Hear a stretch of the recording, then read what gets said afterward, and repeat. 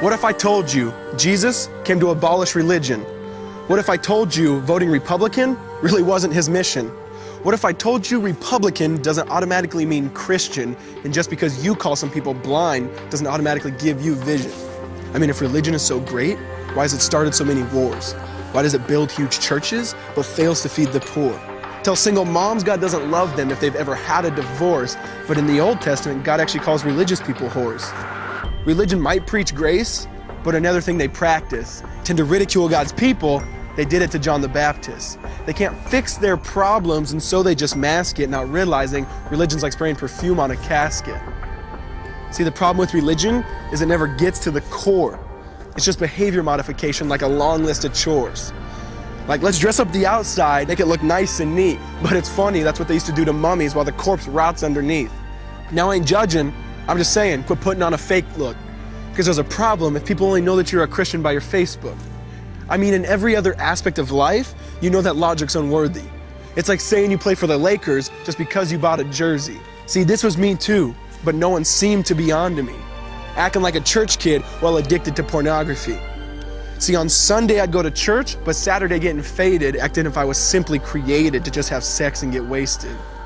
See, I spent my whole life building this facade of neatness, but now that I know Jesus, I boast in my weakness. Because if grace is water, then the church should be an ocean. It's not a museum for good people, it's a hospital for the broken.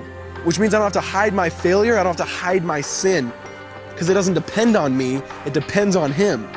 See, because when I was God's enemy, and certainly not a fan, He looked down and said, I want that man. Which is why Jesus hated religion, and for it He called them fools. Don't you see so much better than just following some rules? Now let me clarify.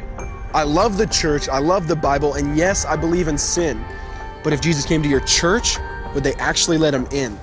See, remember He was called a glutton and a drunkard by religious men. But the Son of God never supports self-righteousness, not now, not then. Now back to the point, one thing is vital to mention. How Jesus and religion are on opposite spectrums. See, one's the work of God, but one's a man-made invention. See, one is the cure, but the other's the infection. See, because religion says do, Jesus says done. Religion says slave, Jesus says son. Religion puts you in bondage, while Jesus sets you free. Religion makes you blind, but Jesus makes you see. And that's why religion and Jesus are two different clans. Religion is man searching for God. Christianity is God searching for man. Which is why salvation is freely mine, and forgiveness is my own.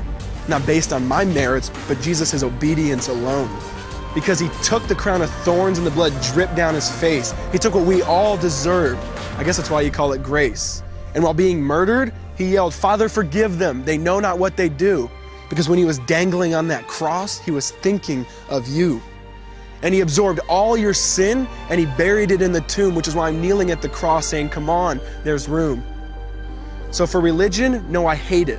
In fact, I literally resent it. Because when Jesus said, it is finished, I believe He meant it.